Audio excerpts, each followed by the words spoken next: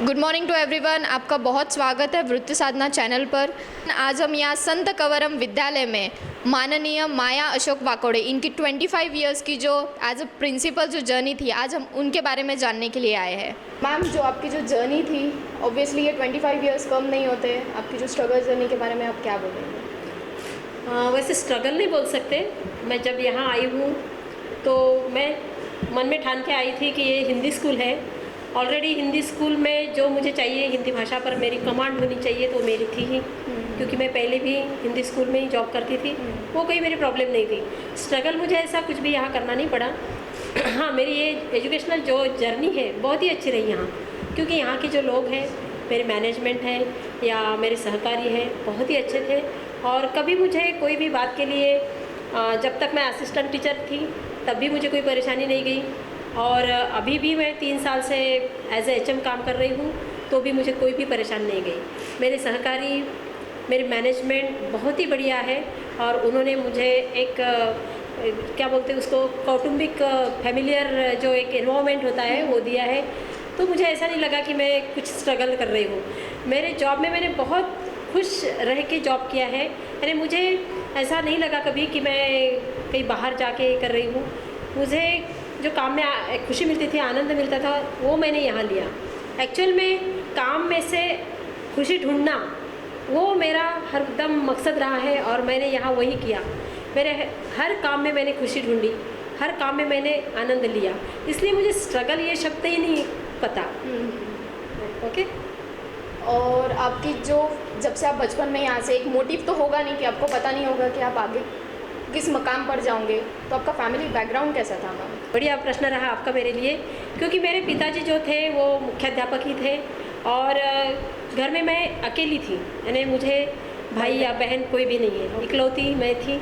इसलिए मुझे as a सन, यानी लड़का समझकर ही पाला पोसा बड़ा किया। तो मुझे मेरे पेरेंट्स ने कभी ऐसा एहसास तक नहीं होने दिया कि मैं एक लड़की हूँ, लड़की के हिसाब से मुझे मेरा पालन पोषण होना चाहिए, ऐसा कभी नहीं हुआ। एज अ बॉय मैं रही थी पहले से ही, और हर निर्णय के लिए, हर कोई भी घर में डिसीजन हो या कोई भी बड़ी बात हो तो मुझे पूछा जाता था। तो मुझे भी ऐसा लगता था कि हाँ, मैं कुछ तो भी हूँ, ये घर की बड़ी सदस्य हूँ, हालांकि मैं बहुत छोटी थी। आज आप जहाँ हो मैम, उसके लिए एक फैमिली बैकग्राउंड, एक सपोर्ट होता है किसी का, वो आप किसे देंगे, जिसका एक आपको मेन सपोर्ट मुझे बैक फोर्स किसी ने किया होगा? हाँ, ये बात आपकी बहुत सही है। कोई भी लेडीज़ के लिए जब वो बाहर निकलती है तो ये सपोर्ट बहुत अच्छा होना चाहिए, क्योंकि जब तक किसी भी औरत को या लेडी को ये सपोर्ट नहीं मिलता, वो कुछ नहीं कर सकती। उसके अंदर जो एक कॉन्फिडेंस आना चाहिए, वो जब तक वो स्वतंत्रता, यानी मन की स्वतंत्रता जो है, उससे अंदर रख कर ही काम कर सकती है। और वो उसकी स्वतंत्रता या उसका कॉन्फिडेंस बढ़ाना फैमिली का काम होता है। तो वो मेरे मिस्टर ने किया, क्योंकि मेरी शादी हो गई तब मैं 12वीं थी। उसके बाद मेरा एजुकेशन, फिर एजुकेशन के लिए भी मेरे मिस्टर ने, मेरे पति ने बहुत सपोर्ट किया मुझे, क्योंकि उनका जब मेरी शादी हो गई उनके साथ, तो वो MSc B.Ed थे, बाद में उन्होंने M.Ed भी किया, लेकिन मैं सिर्फ 12th थी। अब 12th के बाद पूरी पढ़ाई करने के लिए मुझे बहुत ही प्रोत्साहन मिला, बहुत प्रेरणा मिली घर से, और उन्होंने बहुत टाइम दिया मुझे।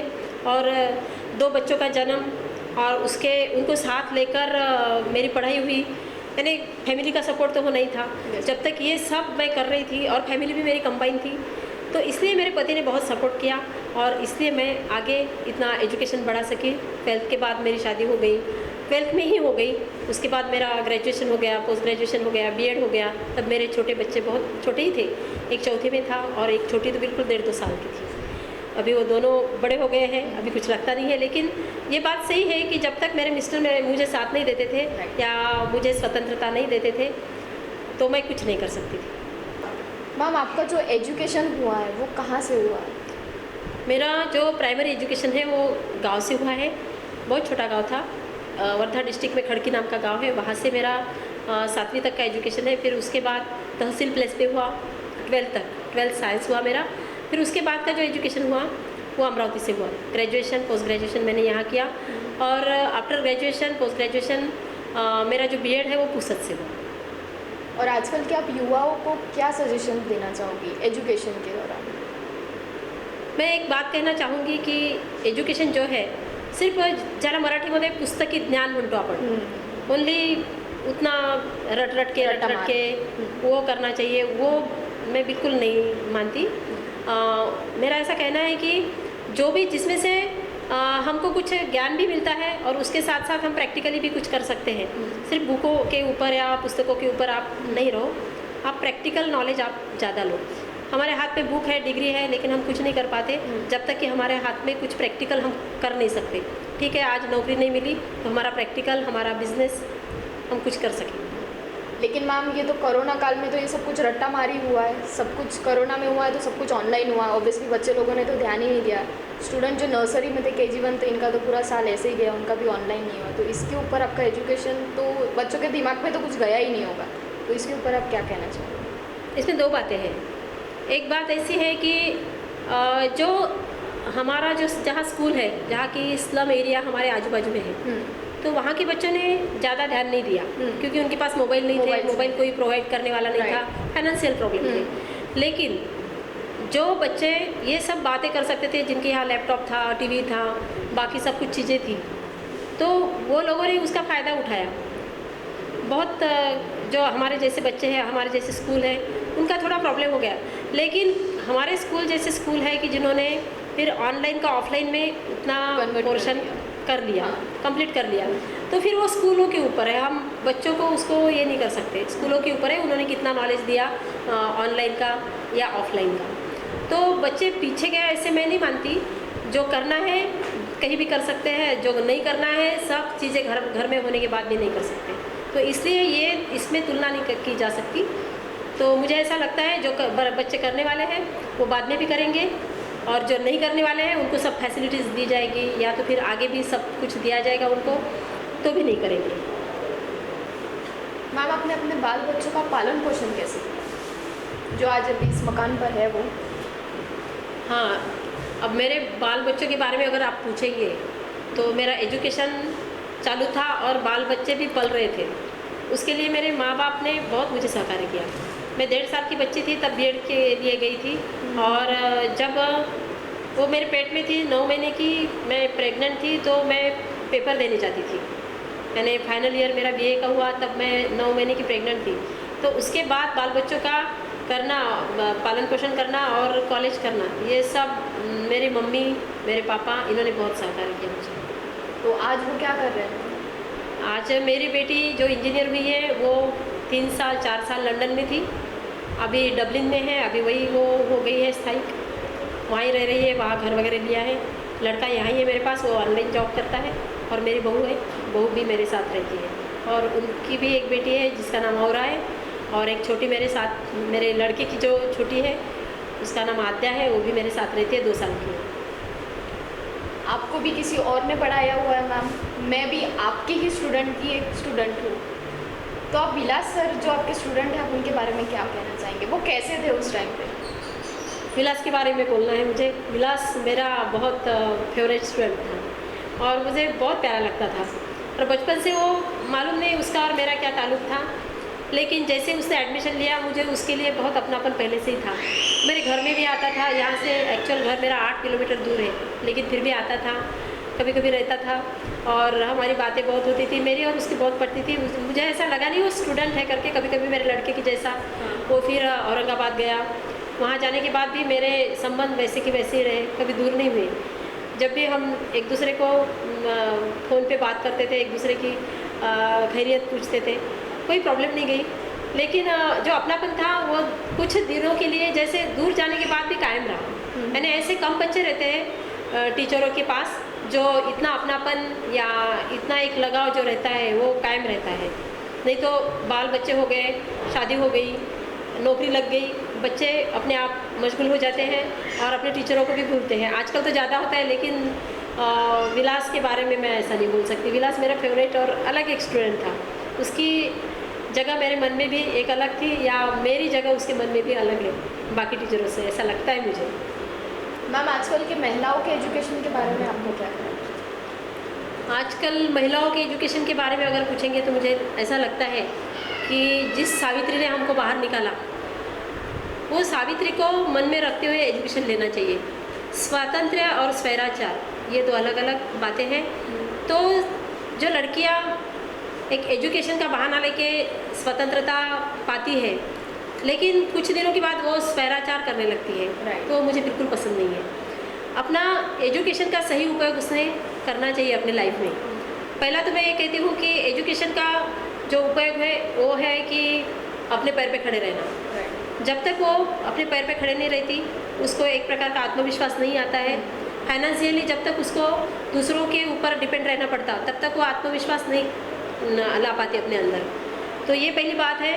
उसने अपना एजुकेशन का जो बेस है वो बहुत पक्का करना चाहिए।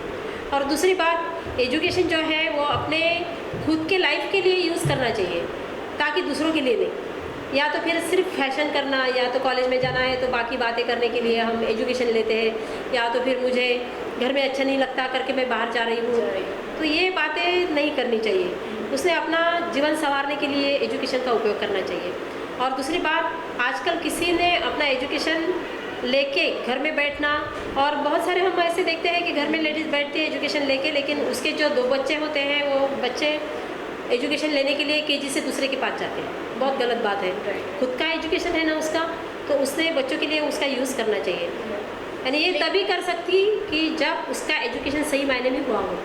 लेकिन इसमें कहीं ना कहीं मैम पेरेंट्स की भी गलती है, क्योंकि उनके मेंटालिटी में एक रहता है कि कल चल के इतना तो हम लोगों का पैसा वेस्ट हो रहा है। बिकॉज अपने इंडियन मेंटालिटी में लड़की होना एक पाप जैसा ही है। आज भी उनकी मेंटालिटी ऐसे ही है। अगर उन्होंने सीखा भी दिया तो उनको भी पता है कि कल जाके मैं क्या करने वाली हूँ, घर काम ही करने वाली। तो इतना एजुकेशन अपने इधर मेंटालिटी में नहीं है मैम।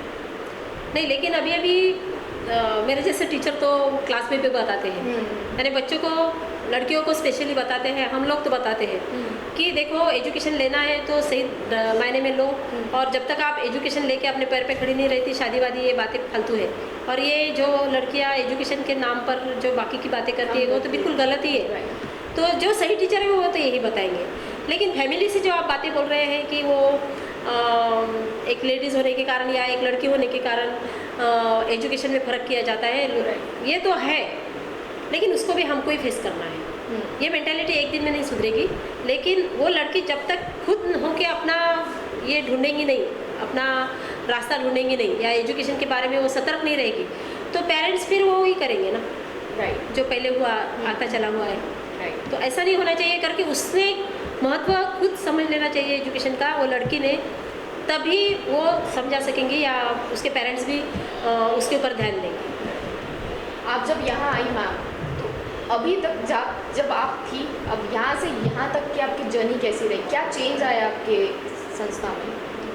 तो संस्था में तो मैं बोलूँगी कि बहुत चेंजेस हुए हैं। क्या बोलते हैं उसको, पार्टीज बदलती रहती हैं, लेकिन टीचर कभी नहीं बदलते। टीचर जो रहते हैं, जिनका एम रहता है, मेरे जैसे टीचर अगर रहेंगे तो मुझे तो विलासी हर बच्चे पे दिखेगा।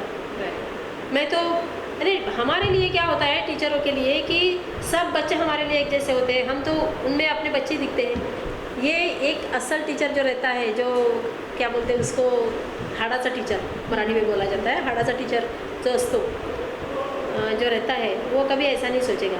और ये यहाँ जो चेंजेस आए हैं, तो ये तो सही बात है कि स्ट्रेंथ कम होती जा रही है। हर स्कूल का ये प्रॉब्लम होता जा रहा है, तो स्ट्रेंथ हमारे स्कूल की भी कम हो गई है, लेकिन फिर भी प्रयत्न सब कर रहे हैं। और दूसरी बात, यहाँ का एजुकेशन जो है, एजुकेशन में थोड़ा सा बदलाव आ गया है। जब ऐसे पहले टीचर थे, जब हमारे समय के, वो डिवोटेड ज़्यादा थे। अभी की टीचर जो है उतने डिवोटेड नहीं है, और पेरेंट्स भी इतना ध्यान नहीं देते बच्चों के ऊपर। एक बार स्कूल में गया बच्चा तो उनका ही हो गया, ऐसा समझते हैं। उन्होंने भी थोड़ा ध्यान देना चाहिए, क्योंकि बच्चों के अंदर जो सभी बातें हमको आनी चाहिए ऐसा लगता है। तो पेरेंट्स, बच्चा और टीचर, ये तीनों का काम है कि बच्चा कितना इम्प्रूव करे। यानी खुद बच्चा खुद नहीं इम्प्रूव होता जब तक उसके पेरेंट्स और उसके टीचर उसके ऊपर ध्यान नहीं देते। यानी तीनों घटक उसमें है। एवरीवन, आज हम यहाँ संत कवरम स्कूल में श्रीमती माया अशोक वाकोड़े मैडम के जो 25 इयर्स की जो जर्नी थी उसके बारे में उन्होंने मुझे बताया। इसके लिए मैं उनका बहुत बहुत धन्यवाद करती हूँ। थैंक यू मैडम, मुझे भी अच्छा लगा आप लोग यहाँ आए, मेरा इंटरव्यू लिया, मुझे बहुत महत्व दिया। और मैं भी आपका तहे दिलों से स्वागत करती हूँ। Thank you ma'am, thank you.